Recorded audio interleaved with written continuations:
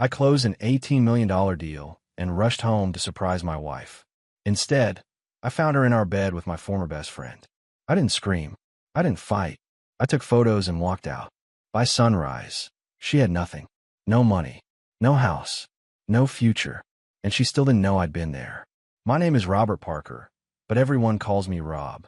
I'm 45 years old, and I own a software development company in Austin, Texas. 22 years ago, I married Jessica, my college sweetheart. We have 3 kids together. Brandon, 19, who just started his second year at Texas A&M. Emma, 16, a junior in high school. And Noah, our 13-year-old who still thinks his old man hung the moon. Or at least he used to. The day everything fell apart started like a dream. I was in Seattle, closing the biggest deal of my career. 3 years of development, countless all-nighters, and more coffee than any human should consume had led to this moment. TechCore Industries wanted to license our enterprise security software for $18 million. $18 million. The kind of money that changes lives, that sets up college funds and retirement accounts, that finally lets you breathe.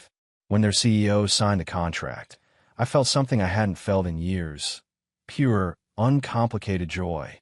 My business partner shook my hand, so hard I thought he'd dislocate my shoulder. The champagne flowed, the congratulations echoed off the walls of their boardroom, but all I could think about was Jessica. I called her immediately. The phone rang 4 times before going to voicemail. "Hey babe, you won't believe what just happened," I said, unable to keep the excitement out of my voice. "Call me back when you get this." I tried again an hour later. Same result. It was unusual, but not alarming.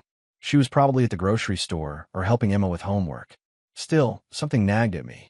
That little voice in your gut that you ignore because you don't want to be that guy, the paranoid husband who can't trust his wife. Instead of staying in Seattle to celebrate, I booked a red-eye flight home. My partners tried to convince me to stay, to enjoy the victory, but I waved them off. "I've got something more important waiting for me in Austin," I told them. If only I'd known how right I was, just not in the way I thought. The flight was turbulent, but my mind was calm. I kept picturing Jessica's face when I walked through the door a day early. The surprise, the joy, maybe even some happy tears. We'd open that bottle of wine we'd been saving for a special occasion. I'd tell her about the deal, about how we were finally secure, how she could quit her administrative job at my company if she wanted to, how we made it. The Uber dropped me off at the end of our street, just after 11 p.m. Austin was quiet at this hour, the usual traffic noise replaced by the rhythmic chirping of crickets. I grabbed my carry-on and briefcase, tipping the driver extra because I was still riding high on that $18 million cloud. Our house sat at the corner of Maple and Fifth, a 2-story colonial we'd bought 12 years ago when the company first started turning a profit. White columns, black shutters, a wraparound porch where Jessica and I used to drink coffee on Sunday mornings. Home. Except something was off. There was a car in our driveway that didn't belong there. A silver Audi A6, parked right where I usually left my truck. My steps slowed as I approached, my businessman's brain automatically cataloging details. New model, maybe 2 years old. Expensive. The license plate wasn't familiar. I stood there on the sidewalk, carry-on at my feet, staring at that Audi like it might explain itself. Jessica didn't drive an Audi. Neither did I. Emma was only 16 and drove an old Honda Civic. Brandon was at college. None of our usual visitors drove a car like this. Maybe it was one of Jessica's friends from her book club. Maybe someone's car had broken down and they'd gotten a rental. Maybe there was a perfectly reasonable explanation that didn't involve the cold sensation spreading through my chest. The house was mostly dark except for a soft glow from our bedroom window upstairs. Our bedroom. I pulled out my phone and tried calling Jessica again. Through the silence of the night, I heard a phone buzzing inside the house. Once, twice, 3 times. Then it stopped. She declined the call. My throat tightened. I stood there in my own front yard, briefcase in one hand, phone in the other, tried to convince myself I was being paranoid. 22 years of marriage. 3 kids. We'd built a life together. She wouldn't. She couldn't. But that Audi wasn't disappearing, and my gut was screaming at me now. I walked slowly toward the front door, each step feeling heavier than the last. My key slid into the lock without a sound. The door opened quietly, the hinges well-oiled from when I'd fixed them last month. The alarm didn't beep. Jessica hadn't set it, which was strange because she always set the alarm before bed. Always. The living room looked normal. Emma's backpack sat by the stairs. Noah's basketball shoes were kicked off near the couch. Everything was exactly as it should be, except it wasn't. There was a men's jacket draped over the back of the recliner, brown leather, expensive looking. I walked over and picked it up, my hand steadier than I felt. The jacket was heavy, quality material. I checked the inside pocket and found a wallet. For a second, I considered opening it, seeing who this belonged to, but I already knew enough. I set the jacket back down exactly as I found it. Upstairs, a floorboard squeaked. Someone was moving around in my bedroom. I stood at the bottom of the stairs, looking up into the darkness of the second floor. Every instinct told me to charge up there, flip on the lights, and confront whatever was happening. But something held me back. Maybe it was the businessman in me, the part that always calculated risks before making a move. Maybe it was fear of what I'd find. I set my briefcase down silently and pulled out my phone, switching it to silent mode. Then I started up the stairs, keeping to the edges where the wood didn't squeak as much. Each step felt like it took an hour. At the top of the stairs, our bedroom door was slightly open, just enough for a sliver of light to spill into the hallway. I could hear breathing now, soft, rhythmic, the sound of people sleeping deeply, without a care in the world. I pushed the door open slowly. It didn't make a sound. The scene in front of me burned itself into my brain instantly. Jessica was in our bed, wrapped around another man. His arm was draped across her waist, her head resting on his chest. They looked peaceful, content, like they belonged together. For a moment, I couldn't move, couldn't breathe, couldn't think. This was my wife, the woman I'd married 22 years ago, the woman who'd cried with joy when I proposed, the mother of my children, and she was lying in our bed with someone else. The man stirred slightly, and I got a better look at his face. My blood turned to ice. Ryan Foster, my college roommate, my best friend from freshman year until we'd started our first company together. We'd had a falling out 10 years ago over business decisions, hadn't spoken since. And now he was here, in my house, in my bed with my wife. The betrayal hit me in waves. It wasn't just Jessica. It was both of them. Two people I trusted completely. Two people who'd meant everything to me at different points in my life. My hand tightened around my phone. Every muscle in my body wanted to explode, to throw Ryan out the window, to scream until my throat was raw. But I didn't. Instead, I raised my phone and took a picture. The flash was off, but the image captured everything. Another picture. Then one more. Evidence. I'd need evidence. Jessica shifted in her sleep, murmuring something I couldn't hear. I stood there for another moment, memorizing this scene, burning it into my memory, so I'd never forget, never soften, never let myself be fooled again. Then I turned around and walked out of the room, closing the door silently behind me. I went back downstairs, picked up my briefcase and carry-on, and walked out of the house I'd worked so hard to buy. The house that was supposed to be our family's foundation. Our future. I pulled out my phone and opened my contacts. Found the name I needed. My attorney picked up on the third ring, his voice groggy with sleep. "Rob, it's almost midnight. What's going on?" Daniel asked. "I need you to meet me at your office in 30 minutes, I said, my voice calm and cold. "I'm filing for divorce. Tonight." Daniel's office was in downtown Austin, on the 15th floor of a glass tower overlooking the Colorado River. By the time I arrived, he was already there, coffee brewing in the small kitchen, files spread across his massive oak desk. Daniel Chin had been my attorney for 12 years. He was 53, sharp as a blade, and had a reputation for being absolutely ruthless in divorce cases. I'd hired him originally to handle corporate contracts, but I'd heard the stories. When his clients went to war, they won. "Talk to me," Daniel said, gesturing to the leather chair across from his desk. He was wearing jeans and a polo shirt, clearly dressed in a hurry, but his eyes were alert and focused. I sat down and pulled out my phone, opening the photos. I slid it across the desk without a word. Daniel looked at the screen, his expression unchanging. He'd seen worse, probably. After a moment, he looked up at me. "Your wife, Jessica," I confirmed. "And the man in the bed with her is Ryan Foster. Old friend from college. Business partner years ago." Daniel nodded slowly, his fingers drumming against the desk. "Okay, do you want to fight this, or do you want to win this?" What's the difference? Fighting means lawyers and court dates, and everyone getting bloody. Winning means we execute this so cleanly she doesn't see it coming until it's too late to do anything about it. Daniel leaned back in his chair. You still have that prenup we drew up before you got married.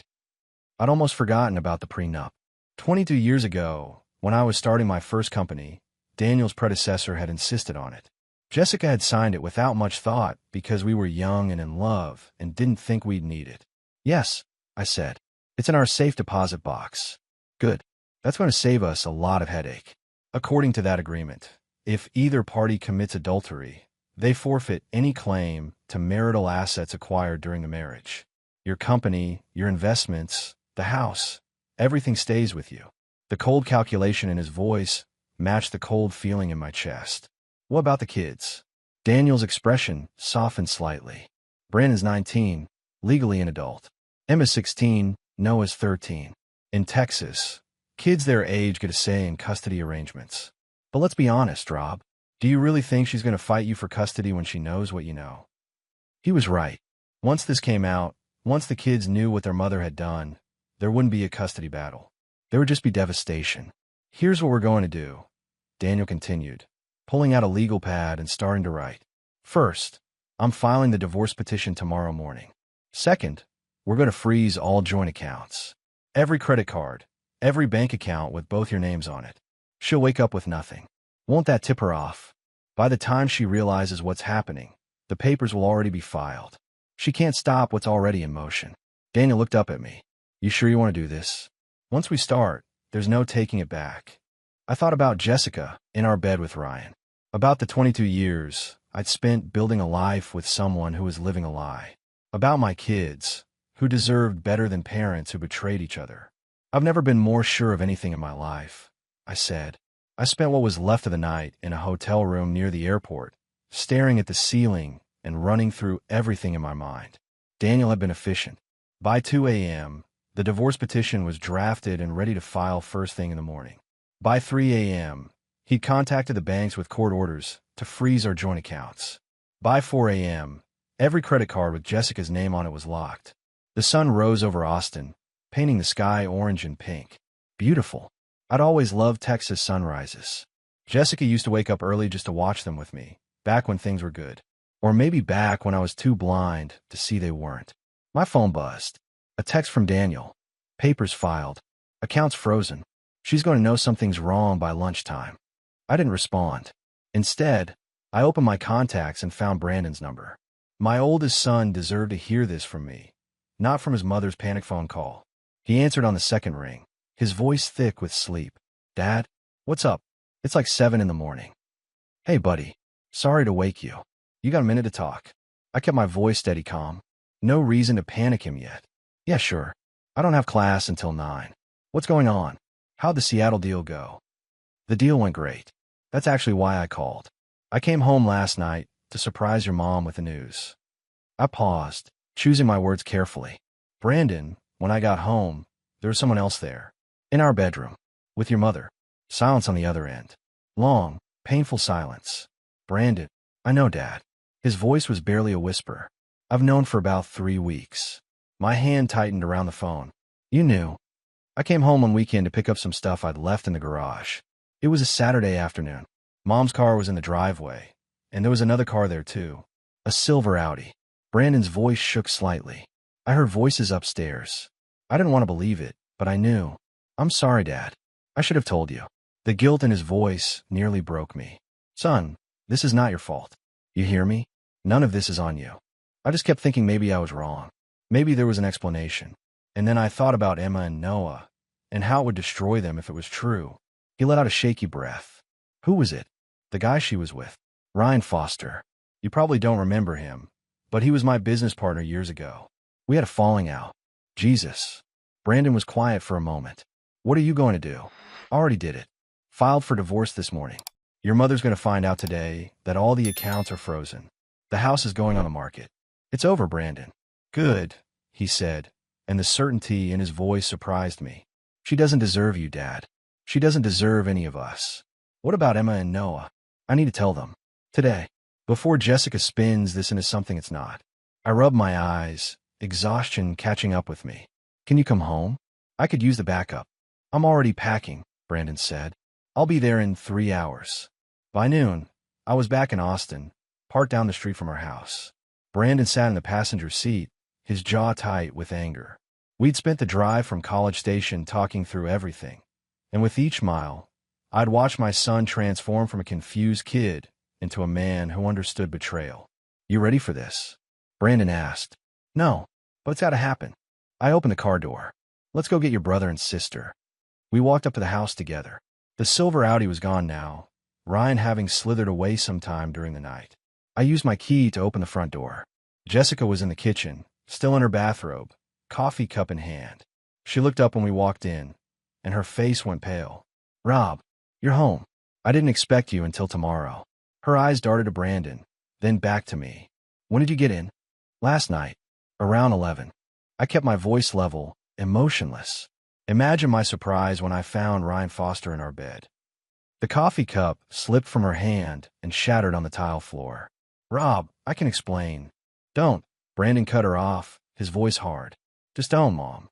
Jessica's eyes filled with tears. Brandon, honey, you don't understand. Your father was never home. I was lonely. Ryan and we just reconnected at the reunion, and... Save it, I said. I didn't come here to listen to excuses. I came to tell you that I've filed for divorce. As of this morning, every joint account is frozen. Every credit card in your name is canceled. The house is going on the market next week. Her face went from pale to red. You can't do that. This is my house, too. Actually, I can. Read the prenup you signed 22 years ago. The one that says if either of us commits adultery, we forfeit all rights to marital assets. I pulled out my phone and showed her one of the photos I'd taken. This counts as adultery. Jessica stared at the photo, her hand covering her mouth. Then she looked at Brandon. You knew about this? Yeah, Mom.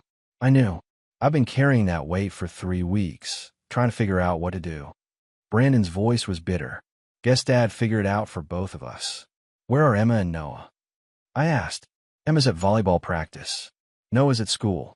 Jessica's voice trembled. Rob, please. We can work through this. 22 years of marriage, 3 kids. You can't just throw that away. I'm not the one who threw it away, I said quietly. You did. The moment you brought Ryan Foster into our bed.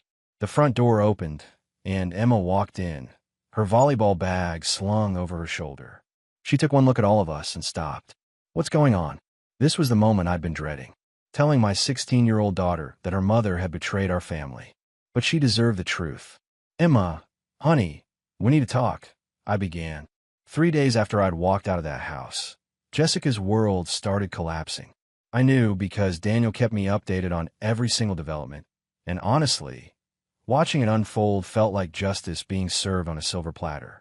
She tried to use the Visa at Target this morning. Daniel told me over the phone. Declined. Then she tried the MasterCard at a gas station. Also declined.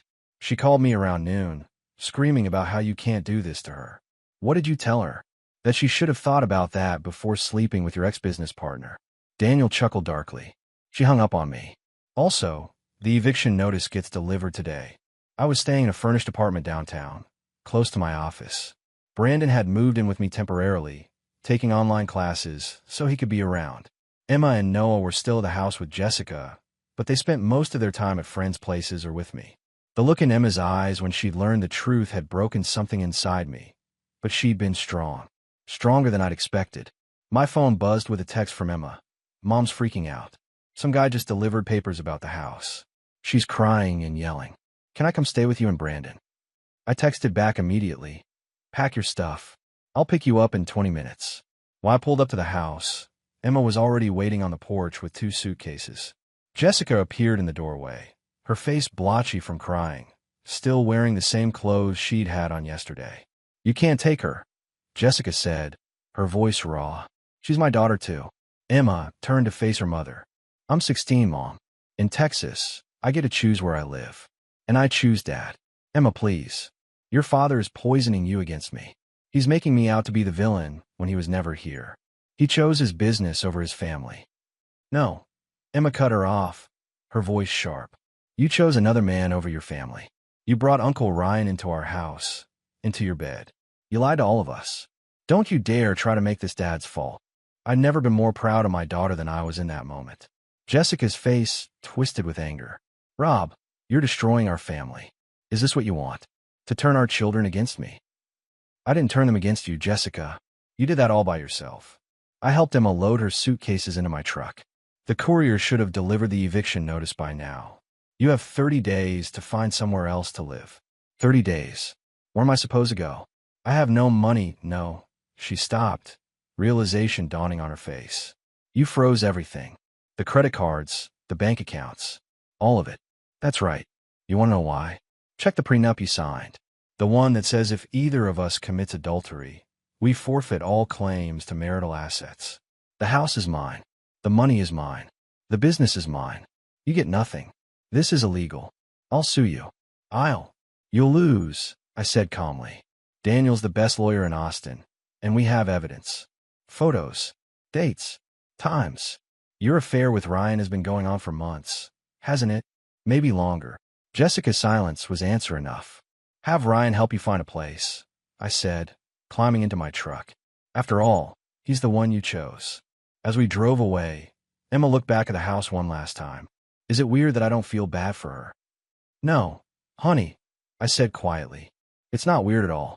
A week after I'd filed for divorce, Ryan Foster finally worked up the courage to contact me. Not a phone call, not even a text. He sent an email to my work address at 2 a.m, like a coward. Rob, we need to talk. What happened wasn't planned. Jessica and I reconnected at the college reunion 6 months ago, and things just developed from there. I never meant to hurt you. Can we meet? I stared at that email for a full minute, feeling my blood pressure rise with each passing second. Never meant to hurt me. As if sleeping with my wife in my bed was some kind of accident. I forwarded the email to Daniel with a simple message. Can I use this as additional evidence? His response came back within minutes. Absolutely. He just admitted to a 6-month affair in writing. Keep him talking. So I replied to Ryan, fine. Lou's Diner on 6th Street. Tomorrow at noon. Come alone. The next day, I arrived 15 minutes early and took a booth in the back. Lou's was an old-school Austin place, the kind with red vinyl booths and waitresses who'd been working there since the 80s. I ordered coffee and waited. Ryan walked in right at noon, looking like he'd aged 10 years. His face was gaunt, dark circles under his eyes. He spotted me and walked over slowly, like a man approaching the gallows. Rob, he said, sliding into the booth across from me. Thanks for meeting me. Cut the pleasantries, Ryan. You wanted to talk. So talk. He fidgeted with the menu, not meeting my eyes. I know you're angry. You have every right to be. But I need you to understand that Jessica and we didn't plan this. It just happened. Things don't just happen, Ryan. You made a choice. Multiple choices. You chose to reconnect with my wife. You chose to pursue her. You chose to sleep with her in my house, in my bed.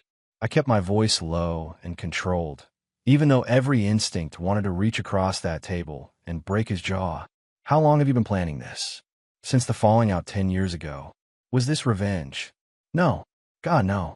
Rob, I swear, when I saw Jessica at the reunion, I didn't even know she'd be there. We started talking, catching up.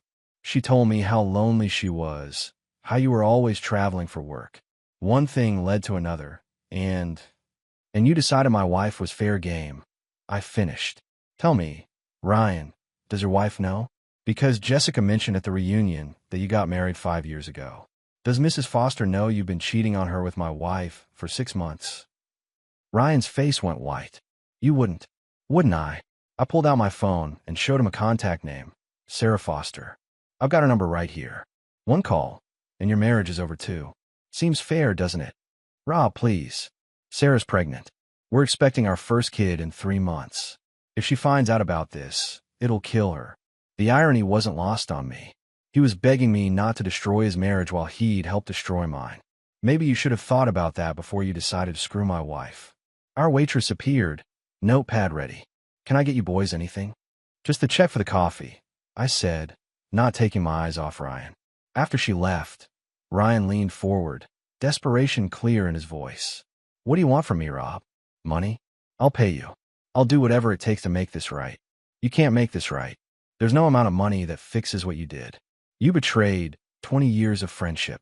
You helped my wife betray 22 years of marriage. You destroy my family. I stood up, throwing a 20 on the table. Stay away from Jessica. Stay away from me. Stay away from my kids. If I see you anywhere near us, I'm calling Sarah and telling her everything. And then I'm going to make sure your business partners know exactly what kind of man you really are. Ryan's face went from white to gray. You'd ruin my career over this. In a heartbeat, I said, consider yourself lucky. I'm giving you a warning. I walked out of that diner feeling lighter than I had in days. Ryan Foster was out of my life for good. 4 months had passed since I'd walked out of that house and found my wife in bed with Ryan Foster. 4 months of lawyers, paperwork, and rebuilding my life piece by piece. The divorce was finalized 3 weeks ago. Jessica got nothing, just like the prenup stipulated. The house sold for above asking price.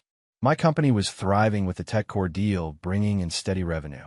I'd moved into a new place in West Lake Hills, a modern house with floor-to-ceiling windows overlooking the hill country. Brandon had his own room for when he came home from college. Emma and Noah had their rooms too, decorated exactly how they wanted them. It was a fresh start for all of us. I was in my home office on a Saturday afternoon, reviewing quarterly reports when the doorbell rang. Emma was out with friends. Noah was at basketball practice. Brandon was at college. I wasn't expecting anyone. Through the front door's glass panel, I saw her. Jessica. She looked thinner than I remembered, her clothes hanging loosely on her frame. Her hair was pulled back in a simple ponytail, no makeup, dark circles under her eyes. For a moment, I considered not opening the door, but curiosity won out. I wanted to know what could possibly bring her here after everything that had happened. I opened the door, but didn't invite her in. What do you want, Jessica? Rob, please. I need to talk to you. Just 5 minutes. Her voice was different, smaller somehow. The confident woman I'd married had been replaced by someone I barely recognized. You've got 3 minutes. Talk. She looked past me into the house, seeing the life I'd built without her. Nice place. The kids told me you'd moved. 2 minutes and 50 seconds. Jessica's eyes filled with tears. I made a mistake. The biggest mistake of my life. I threw away 22 years of marriage, destroyed our family. And for what? Ryan left town 2 months ago. Didn't even say goodbye. He just disappeared. She wiped at her eyes with the back of her hand. I'm living in a studio apartment in Pflugerville. I got a job as a receptionist at a dental office. I can barely afford rent. And you're telling me this because... I kept my voice flat, emotionless. Because I want you to know I understand now. I understand what I lost. What I threw away. She took a step closer. Rob, I know I don't deserve it, but I'm asking for another chance. We built a life together. We have 3 kids. Doesn't that mean anything? I looked at this woman who'd shared my life for over 2 decades, and I felt nothing. No anger, no sadness, no lingering love. Just emptiness where she used to be. You want to know what you lost? I said quietly. You lost a husband who would have done anything for you. Who worked 80-hour weeks to give you the life you wanted. Who loved you completely and trusted you absolutely. I pulled out my phone and showed her a photo. This is what you traded it for. A 6-month affair with a man who ran away the moment things got complicated. Jessica stared at the photo, the same one I'd taken that night. I know. I see it every time I close my eyes. Rob, please. No. I cut her off. You made your choice. You chose Ryan over your family. You chose temporary excitement over permanent commitment. And now you have to live with that choice. I stepped back, my hand on the door. The kids have my number. If they want to see you, that's their decision. But you and me, we're done. We were done the moment you brought another man into our bed. Rob, wait. Goodbye, Jessica, I said, and closed the door. I watched through the window as she stood there for a long moment, shoulders shaking with silent sobs. Then she turned and walked back to an old, beat-up Honda Civic parked at the curb. Not the luxury SUV she used to drive. Not the life she used to have. She'd made her choice. Now she was living with it. 9 months after the divorce was finalized, I found myself at a charity gala in downtown Austin. My business partner had dragged me there, insisting I needed to get out more, meet people, start living again instead of just working. You can't hide in your office forever, Rob, he'd said. You're 45, not 80. There's still life to be lived. So there I was, in a suit and tie, making small talk with potential clients and donors, when I saw her across the room. She was talking to a group of people near the bar, laughing at something someone had said. She had dark hair cut in a short, stylish bob. And when she smiled, her whole face lit up. "That's Claire Montgomery," my business partner said, noticing where I was looking. "She runs a nonprofit that provides tech education to underprivileged kids. Smart as hell and single. Divorced about 2 years ago. I'm not looking for her." Yeah, you're not ready. I've heard it all before." He gave me a gentle push. "Go talk to her anyway. What's the worst that could happen?" So I did. I walked over, introduced myself, and we started talking. About our nonprofit, about my company, about everything and nothing. The conversation flowed easily, naturally. No forced pleasantries, no awkward silences. Just two people connecting. "So what brings you to these things?" Claire asked, sipping her wine. "You don't strike me as the gala type." "I'm not. My business partner forced me to come. Said I spend too much time working and not enough time living." I smiled. "What about you?" "This is literally my job. Schmoozing donors, convincing people with money that tech education matters." She glanced around the room. "Though between you and me, I'd rather be home with a good book and my dog." "What kind of dog?" "Golden Retriever. His name is Pilot. He's the only man in my life who hasn't disappointed me." She said it lightly, but I caught the edge of old pain in her voice. "I've got 3 kids who'd probably say the same thing about me being disappointing," I said, though they're slowly coming around. "Recent divorce. Finalized 9 months ago. You? 2 years. He decided our marriage was less interesting than his 25-year-old assistant." Claire shrugged. "But honestly, best thing that ever happened to me. Forced me to figure out who I was without him." We talked for another hour, exchanging stories about failed marriages and fresh starts, about kids and careers and learning to trust again. When the gala ended, I walked her to her car. "This was nice," Claire said, pulling out her keys. "I don't usually enjoy these events, but tonight was different. Would you want to have coffee sometime? No pressure, just 2 people who enjoy talking to each other." She smiled. "I'd like that." 3 months later, Claire and I were dating exclusively. She'd met my kids, who actually liked her, which was a miracle in itself. Brandon approved. Emma thought she was cool. Even Noah, who'd been the most resistant to the idea of me dating anyone, admitted she was pretty okay. I wasn't rushing into anything. Neither was Claire. We both knew the value of taking things slow, of building something real, instead of just filling the empty spaces left by our ex-spouses.